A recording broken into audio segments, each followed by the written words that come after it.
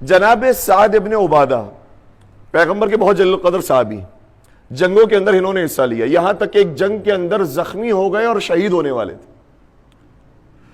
کچھ دنوں کے بعد پیغمبر کو یہ اطلاع ہوئی کہ سعد ابن عبادہ کا انتقال ہو گیا، شہید ہو گئے۔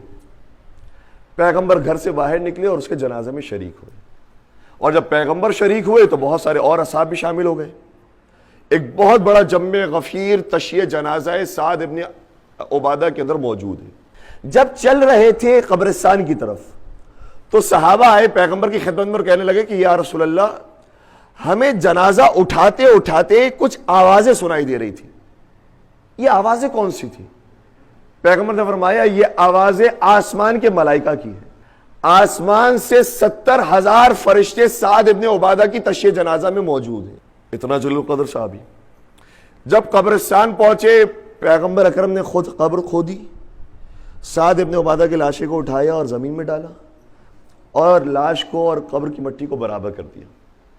یہ سارا منظر سعد ابن عبادہ کی ماں دیکھ رہی تھی، اور ماں شروع سے لے کر آخر تک موجود تھی کہ پیغمبر اکرم نے تشییع جنازہ میں شرکت کی ہے، خود سعد ابن عبادہ کے جنازے کو اٹھایا ہے، بتایا ہے کہ فرشتے اس کے جنازے میں شریک ہیں، اور اس کو خود سلایا ہے اور اس کے بعد قبر کی مٹی کو برابر کیا۔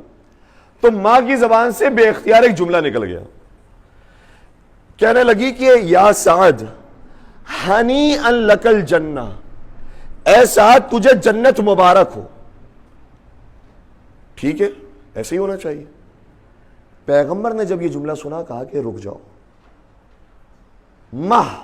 ماہ انتظار کرو، صبر کرو، اتنا جلدی نہ کرو۔ اس سے کون سا اگلا جملہ کہا تھا؟ اس سے تو کہا تھا کہ اے سعد تجھے جنت مبارک ہو۔ پیغمبر نے ارشاد فرمایا اگر تم سن سکتی ہو تو سعد ابن عبادہ کو ابھی قبر میں فشار قبر ہو رہا ہے۔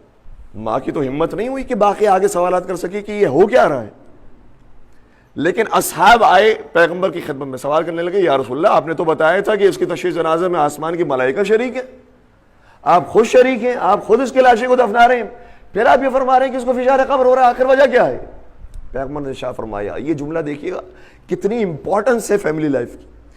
پیغمبر اکرم نے ارشاد فرمایا انہ کان فی خلقہ ما اہلہ سوءا، سعد ابن عبادہ بہت نیک آدمی تھا، بڑا مجاہد تھا، لیکن اپنے گھر والوں کے اوپر سختی کیا کرتا تھا، ان کو ڈانٹا کرتا تھا، مارا کرتا تھا۔ صحابی جیسا شخص ہو، پیغمبر کی قربت، پیغمبر کا جنازہ اٹھانے والے ہوں، قبر میں دفنانے والے ہوں، ملائکہ شریک ہو، سب کچھ ہو، لیکن گھر والوں کے اوپر سختی کرنے والا ہو تو پیغمبر فرماتے ہیں ابھی قبر میں بھی فشار ہو رہا ہے۔